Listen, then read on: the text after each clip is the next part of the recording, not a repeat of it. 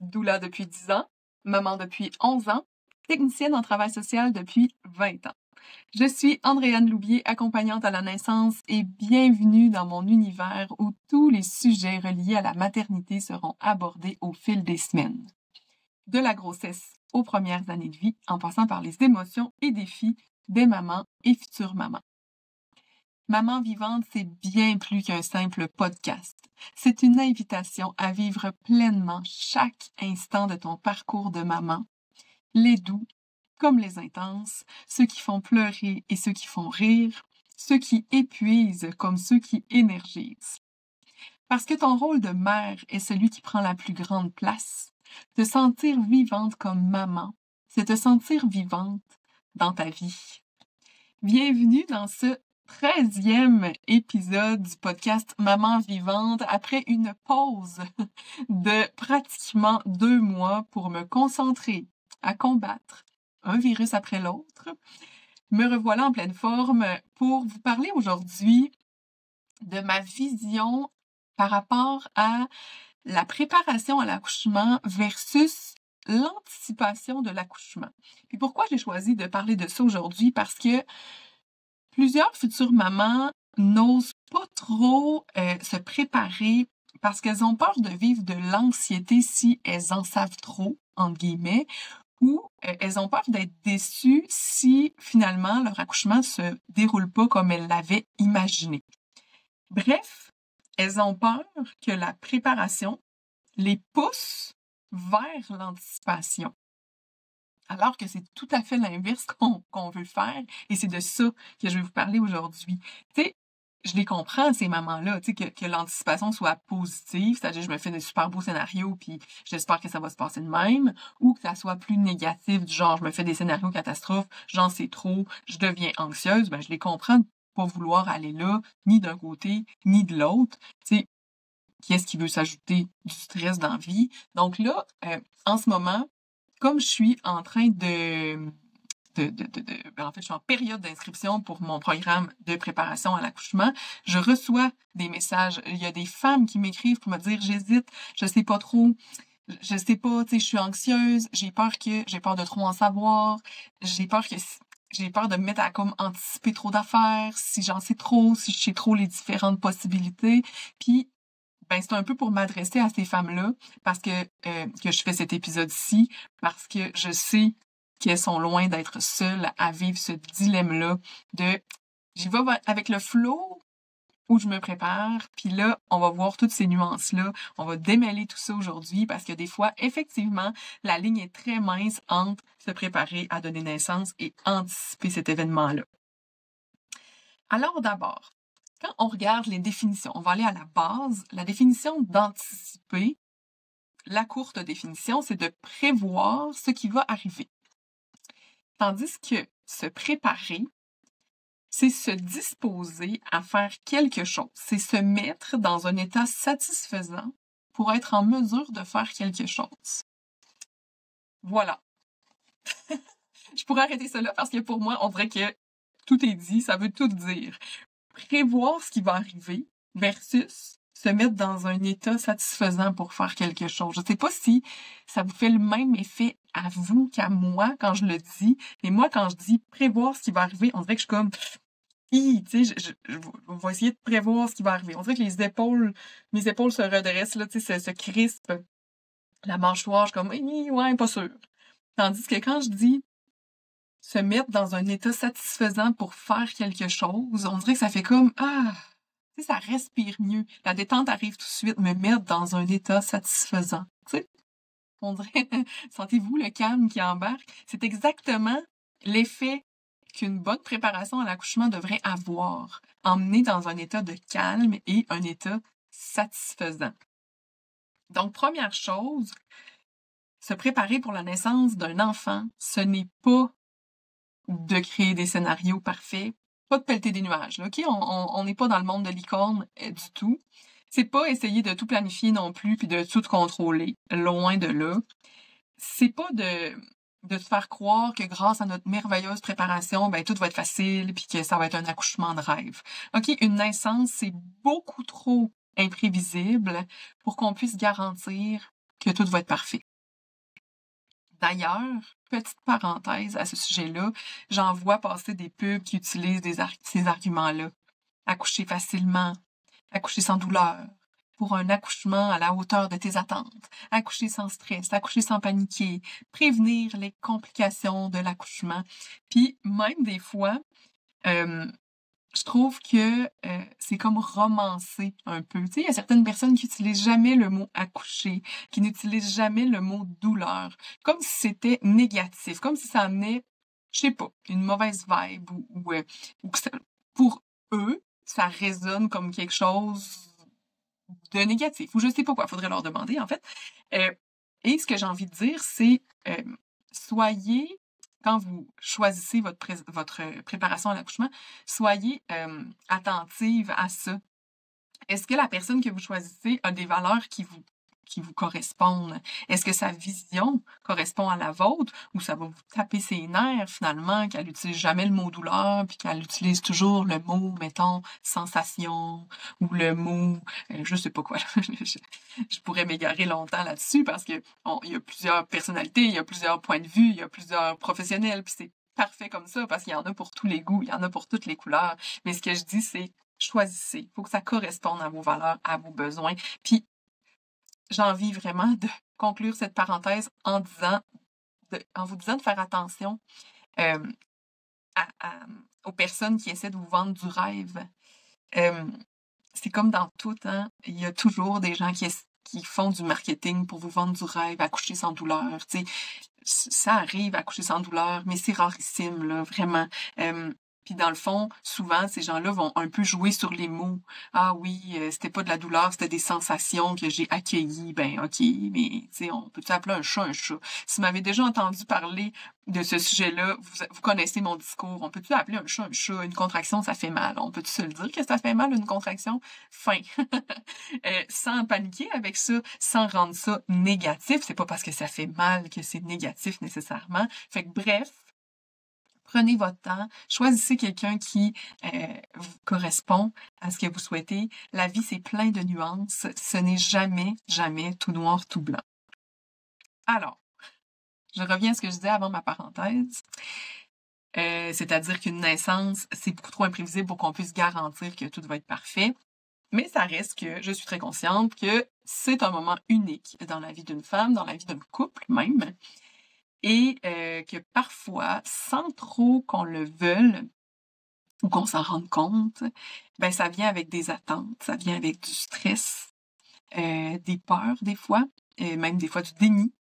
Ça va dépendre de notre environnement, dans le fond, tout dépendant de dans quel environnement on vit, de nos croyances, nos valeurs, notre tempérament aussi. Est-ce qu'on a un tempérament plus anxieux? Est-ce qu'on a un tempérament plus calme? Ça va dépendre de nos expériences, des expériences de nos proches, des expériences qu'on voit passer aussi sur les réseaux sociaux, par exemple. Donc, on va pas toutes réagir de la même façon parce qu'il y a plusieurs facteurs qui vont venir influencer nos perceptions. Puis, le but de la préparation, c'est de vous prendre où vous êtes, avec vos croyances, avec vos valeurs, sans jugement, brasser tout ça, prendre un peu d'auteur, puis remettre les choses en place si c'est nécessaire, en parlant des vraies affaires, de la réalité que la majorité des femmes vont vivre pendant qu'elles vont donner naissance, pour peut-être revoir votre vision si c'est nécessaire, peut-être la rendre plus réaliste, plus concrète, plus en cohérence avec vos valeurs aussi, moins dramatique peut-être si votre vision était super stressante, donc ça va devenir moins anxiogène par le fait même. Puis se préparer, et ça va tout dans la même direction, tout ça, c'est aussi de défaire certaines croyances qu'on peut avoir intégrées au fil du temps. Tu sais, avec tout ce qu'on voit, avec tout ce qu'on entend, c'est normal qu'on se fasse une idée, qu'on imagine qu'un accouchement, ça se passe de XY façon, là. Puis sans préparation, ben, comment je dirais ça? Il y a comme des bonnes chances qu'une femme pogne son 2 minutes, le rendu au grand jour, parce que, ben, finalement, ça se peut bien que ses croyances étaient complètement biaisée finalement. Puis tant mieux pour elle si c'est pas le cas, mais je l'ai entendu souvent. Quelque chose du genre, ah ouais, hein, je pensais jamais que ça se passait de même un accouchement. Puis je pourrais même copier-coller cette phrase-là puis dire je pensais jamais que ça se passait de même avec un nouveau-né parce que je m'étais pas préparée et je m'étais dit bon, tu sais, je sais à quoi m'attendre, je sais ce que c'est un nouveau-né puis bon. Fait que la préparation, c'est pour éviter cette affaire-là, éviter wouh, tu sais, c'est ça, pogner son 2 minutes, finalement. C'est aussi comprendre ce qui va se passer dans le corps, ce qui va se passer dans le cœur, ce qui va se passer pour le bébé, ce qui peut se passer dans la salle d'accouchement également. Puis tout ça, c'est justement dans le but de pas être devant une grande page blanche ultra stressante, de pas aussi de pas se faire des scénarios catastrophiques qui sont carrément angoissants, ou au contraire des scénarios idéalisés qui, eux, ben, peuvent créer des déceptions immenses. Parce qu'au final, ce qu'on veut, ce que je veux moi, en tout cas personnellement, quand j'accompagne des futurs parents, quand je les informe, quand je leur donne des exemples, quand je leur partage mes expériences personnelles, professionnelles, quand je réponds à leurs questions, que je prends vraiment le temps avec eux, le but, c'est de permettre à ces parents-là de vivre la naissance de leur enfant en étant en confiance parce qu'ils sont outillés. Puis qu'après, ils regardent ça, puis qu'ils ressentent de la fierté. La fierté d'avoir participé activement à la naissance de leur enfant, d'avoir pris des décisions en connaissance de cause, des décisions éclairées, des vraies décisions basées sur des connaissances qu'ils vont avoir intégrées. Ils vont avoir des trucs aussi pour favoriser le bon déroulement de l'accouchement sans attendre après personne, sans attendre après une infirmière qui fait son possible mais qui est souvent occupée ailleurs puis qui aimerait bien ça vous enseigner 2-3 trucs pour vous aider à gérer la douleur parce que vous avez une merveilleuse infirmière qui connaît plein de trucs, mais des fois, la réalité, c'est qu'elle n'a pas toujours le temps. Puis c'est correct, là, chacun son travail, chacun sa réalité, mais de ne pas attendre après personne, d'être proactif, de pouvoir prendre des initiatives, de savoir où vous en allez comme parent. Mais dans le fond, tout ça, ce que je souhaite profondément, là, je vais le dire, là, je vais finir par arriver au bout de ma phrase, mais c'est que les parents vivent la naissance de leur enfant, vivent leur accouchement et non pas qu'ils subissent. Et pour ça, ben, selon moi, on peut pas juste dire, ben, on verra, hein? On verra comment ça se passera, puis tu sais, pas la première qui accouche, puis ça sera ça. Ça se pourrait qu'il y ait des déceptions puis des petites frustrations reliées à ça. Bon, OK. Là, je m'emporte un peu. Je me ressens, mais je trouve ça tellement important que les futurs parents conscientisent ça dès maintenant, qu'ils comprennent avant l'accouchement et non pas après l'accouchement avec un peu des regrets puis des avoir su, le fameux avoir su que je veux tellement plus jamais entendre. Et là, tu sais, je sais là que c'est presque impossible d'avoir aucune attente, zéro. C'est sûr que toutes les femmes du monde entier souhaitent que leur accouchement se passe bien, là. Ça, c'est sûr. On veut un bébé en santé, on veut une maman en santé, ça, c'est la base, on le sait, mais on sait aussi qu'accoucher, ben, c'est bien plus que ça. Puis oui, ça arrive souvent que les parents ont des souhaits, des désirs, des espoirs pour ce moment-là, parce que c'est un moment important. Dans le fond, ils accueillent un petit être humain dans leur vie. Puis c'est tout à fait naturel d'avoir ça. On se fait une idée, puis on aimerait vraiment ça que ça se réalise. Mais il y a une immense différence entre anticiper et avoir des souhaits, avoir des désirs. Tu sais, entre dire, bon, moi, je vais accoucher naturel, c'est sûr que je prends pas de péridurale, parce que sinon je vais être ben trop déçue. Non, moi c'est sûr là que j'accouche naturel. Là, selon moi, on est plus dans l'anticipation. On est dans prévoir ce qui va arriver pour moi. Puis ça, je trouve ça rigide. Je trouve que ça limite les possibilités. Ça stresse même. Parce que c'est impossible de prédire comment ça va se passer, puis je trouve que ça met une pression immense, involontaire. La maman fait pas exprès pour se mettre la pression, mais ça fait une pression quand même si c'est involontaire. Alors que de l'autre côté, si j'y vais plutôt avec des souhaits, du genre, j'aimerais vraiment ça, accoucher naturellement. Si tout se passe bien, j'aimerais vraiment ça, que telle intervention soit évitée parce que j'aimerais ça avoir un accouchement le plus naturel possible. Mais tu sais, je suis prête à suivre le flow, à prendre des décisions les meilleures pour moi au moment où ça va être le temps de les prendre, les meilleures pour mon bébé, sur le moment. Le moment venu, je vais prendre les meilleures décisions, puis je vais choisir en fonction aussi de comment je me sens.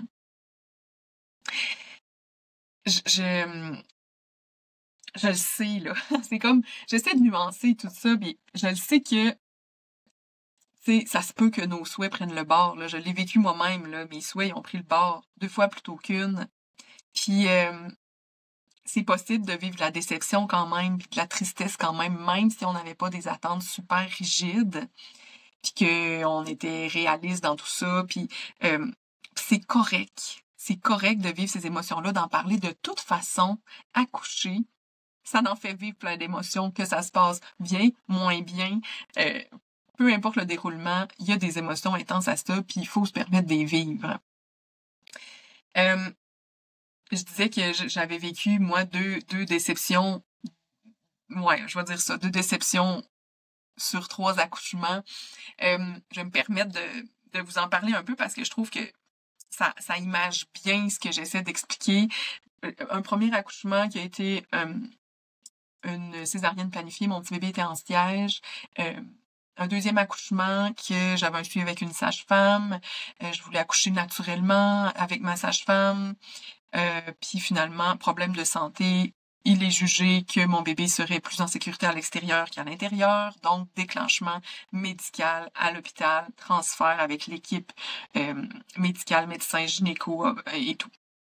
Et 3e accouchement, un suivi sage-femme à nouveau, et là, super youpi, tout se passe bien, on laisse aller la grossesse jusqu'à une naissance qui s'enclenche naturellement et qui se termine naturellement aussi avec ma sage-femme, ma doula, mon chum. Le scénario que je jugeais idéal pour moi. C'était ça. Moi, c'était ça mon souhait. Je veux accoucher naturellement avec ma sage-femme. Je veux vivre ça. Tu sais, je l'ai vu souvent comme accompagnante à la naissance. J'ai vu tous les scénarios. Là, j'ai envie de le vivre. Et je peux dire aujourd'hui que je me trouve chanceuse que ça soit arrivé parce que je sais maintenant ce que c'est. Et l'addition de mes 3 expériences font de moi une accompagnante différente que si j'avais eu 3 scénarios pareils, toujours mon scénario idéal, mettons. Et là où je vais en venir en vous expliquant ça, c'est qu'il y a aucun de mes accouchements qui me rend plus fière un ou l'autre. Je suis fière des 3. Je suis fière du premier parce que quand j'ai su que, bon, là, on se rend à l'évidence, mon bébé se tournera pas, ça va être une césarienne planifiée, ben je l'ai faite comme, OK, c'est l'histoire de mon bébé, c'est mon histoire, c'est comme ça que ça va se passer. Maintenant, qu'est-ce que je fais pour que ma déception soit moins grande? Parce que oui, j'ai vécu une déception, parce que oui, j'avais des souhaits. Au premier, j'avais pas nécessairement le souhait d'accoucher avec une sage-femme naturellement, mais quand même, j'étais pas loin de ça. Donc oui, j'ai eu une déception, je me rappelle d'avoir pleuré, mais je me rappelle aussi d'avoir fait, OK, qu'est-ce que je fais maintenant? Et j'ai contacté une infirmière extraordinaire que je connaissais, mais que je connais encore, bien sûr. Et grâce à elle, j'ai pu faire du pot à pot après ma césarienne en salle d'opération. Et ça se n'était jamais fait au centre hospitalier de ma région. Fait que j'étais la première qui faisait du pot à pot avec mon bébé en salle d'opération. Et ça m'a réconciliée avec la césarienne. Et j'étais fière de moi, j'étais calme, ça s'est bien passé. J'ai vécu un super beau moment. Le 2e accouchement, le déclenchement a été fatigant, a commencé très lentement, et quand le travail a commencé plus intensément, le travail actif, ben, j'étais déjà épuisée. Donc, j'ai plus ou moins réussi à rester apaisée. J'ai plus ou moins eu le soutien que j'aurais espéré avoir, et ça m'a emmené vers une réflexion qui était: je pense que je suis à tant de centimètres de dilatation. Et si c'est pas le cas, c'est sûr que je prends une péridurale, je suis épuisée, je suis tannée, j'y arrive pas. Et arriva ce qui devait arriver, je n'étais pas du tout au nombre de centimètres que je croyais. J'ai choisi de prendre la péridurale. La médecin m'a dit, mais Andréane, ça va bien, continue. J'ai dit non, non, je suis épuisée, j'y arrive pas. Et là, c'était pas, ça fait trop mal. Il y avait de ça, mais il y avait surtout de, j'y arrive pas. J'arrive pas à lâcher prise, j'arrive pas à laisser mon corps faire son travail, c'est trop intense, je suis trop fatiguée, j'ai besoin d'aide. Et moi, ma vision de la péridurale, et ça c'est très personnel à moi, je trouve que c'est un outil merveilleux dans certaines situations comme celle-là, comme quand la maman est épuisée, au bout de sa vie, puis qu'elle n'arrive pas, elle n'arrive pas à détendre son corps, ben je trouve que la péridurale, c'est une merveilleuse invention pour ces situations-là. Donc moi, j'ai été en cohérence avec mes croyances, en cohérence avec mes valeurs. Mon bébé est né et on se souvient que j'avais une césarienne en premier, donc c'était un AVAC, un accouchement vaginal après césarienne, donc j'avais aussi cette grande satisfaction-là que mon bébé naisse vaginalement et tout ça, et j'y ai même vu du positif finalement à ce scénario-là qui est arrivé. Donc oui, j'ai eu la déception de dire « Ok, j'ai pas du tout accouché avec ma sage-femme ben chill. » Vraiment pas, mais oh que je suis fière de ce que j'ai accompli, par exemple. Oh que je suis fière du lâcher-prise que j'ai eu, d'avoir, je vais excuser l'expression, mais d'avoir switché mon mindset pour dire « Ok, parfait, nouvelle situation, nouvelle prise de décision. » Et mon troisième accouchement, suivi sage-femme, accouchement avec ma sage-femme, très rapide, ça a super bien été. Est-ce que j'ai un meilleur souvenir de ce troisième accouchement-là que par rapport aux deux autres? Non. Est-ce que j'ai préféré cet accouchement-là? À part le fait que ça a été plus rapide puis que c'était moins fatigant? Non. Non. Je suis aussi fière de moi d'avoir accouché avec une césarienne planifiée en lâchant prise puis en accueillant cet événement-là comme il se doit, que d'avoir accouché sous péridurale déclenchée, couché dans un lit, que d'avoir accouché avec ma sage-femme sans intervention médicale. Je suis fière des trois parce que c'est ça mon histoire, puis je vous explique tout ça pour démontrer à quel point l'ouverture aux différentes possibilités, c'est beaucoup plus payant que la rigidité à dire c'est ça que je veux, c'est de même que ça va se passer, puis moi, si mon accouchement se passe pas comme ça, ben je vais être déçue. Donc, avoir de la peine ou vivre de la déception parce que nos souhaits initiaux ne sont pas réalisés, mais d'être tout de même fier de soi, c'est une chose. On vit notre peine, notre déception, puis c'est pas mal moins difficile que avoir de la peine, mais être frustré ou en colère parce qu'il y avait finalement un brin de rigidité dans nos attentes, parce qu'il y avait un manque de connaissances, parce qu'on n'a rien compris de ce qui s'est passé. Tu sais, vous voyez, de dire, bon, mais moi, j'avais juste anticipé, je m'étais pas vraiment préparée, puis j'ai rien compris de ce qui s'est passé, puis voyons, qu'est-ce que c'est que ça? Puis ça, ben c'est une toute autre affaire. Anticiper, ça peut emmener des attentes, puis de la rigidité, puis du stress, puis au final, peut-être de la frustration, de la colère, de l'incompréhension. Et je parle pas à travers mon chapeau en disant ça, parce que, mon Dieu, que j'en aurais des exemples à vous raconter de femmes qui ont anticipé, qui essayaient de pas anticiper, mais qui l'ont fait pareil, malgré elles des fois, puis qui, oui, à la fin, on dit « Ah, mon Dieu, tu sais, avoir su ou... » Bon, OK, je pense que vous comprenez mon point. J'ai trouvé des exemples, mais je pense que c'est inutile de le faire. Puis la préparation, ben, de l'autre côté, ça peut emmener du calme, ça peut emmener de la confiance, de l'ouverture, de la souplesse, puis de la fierté. Et c'est là mon point le plus important. Alors, avant de conclure, j'ai envie de glisser un mot au sujet de la visualisation. C'est un exercice qui est fréquemment proposé aux femmes enceintes, puis qui peut sembler... En réfléchissant à ce que je voulais vous dire aujourd'hui, je me disais, OK, ouais, la visualisation, ça peut sembler être un moyen excellent, un parfait moyen pour se créer des attentes irréalistes. Tu sais, s'imaginer comment l'accouchement pourrait se passer tout en restant dans le positif, puis visualiser juste du beau. J'avoue que, vu de même, c'est moyen. C'est pas là qu'on veut aller. Dans les faits, il y a différents types de visualisation, puis il y a différents objectifs aussi à la visualisation.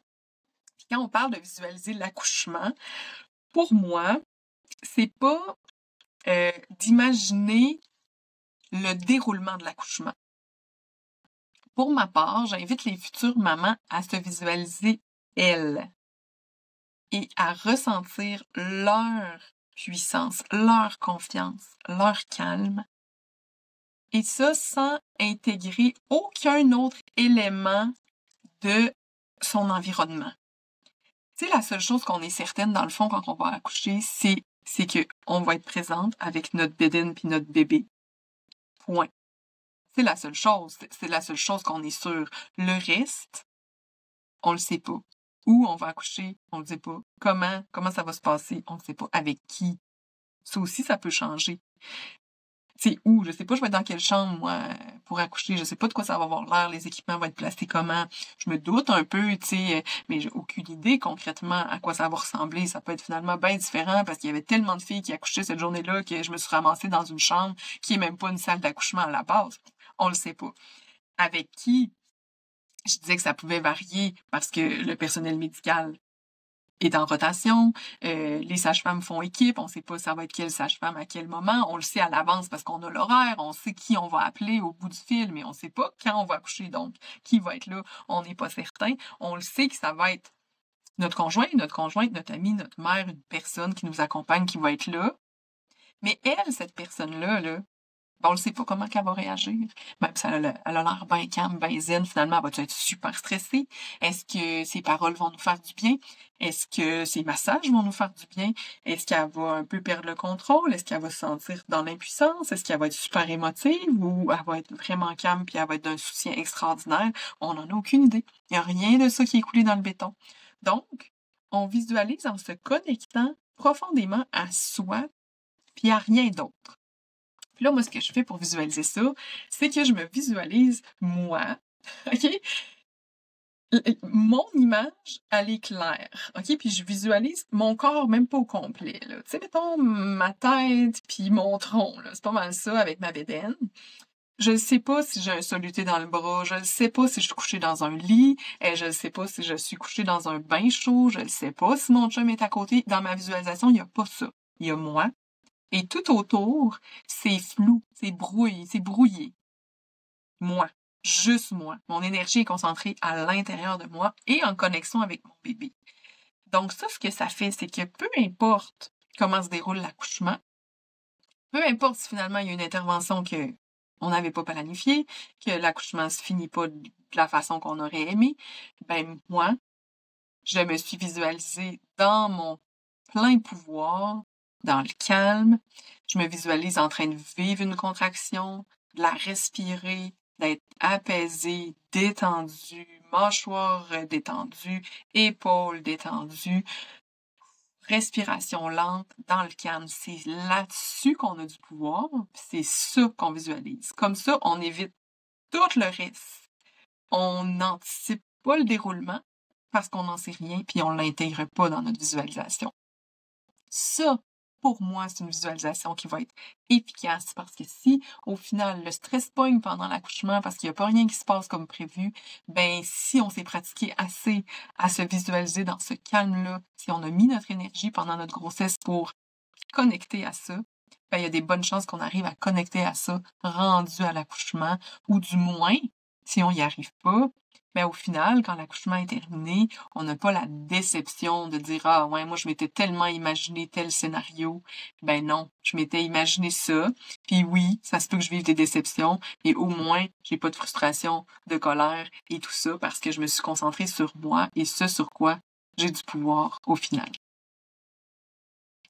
Donc voilà, c'était mon petit mot sur la visualisation.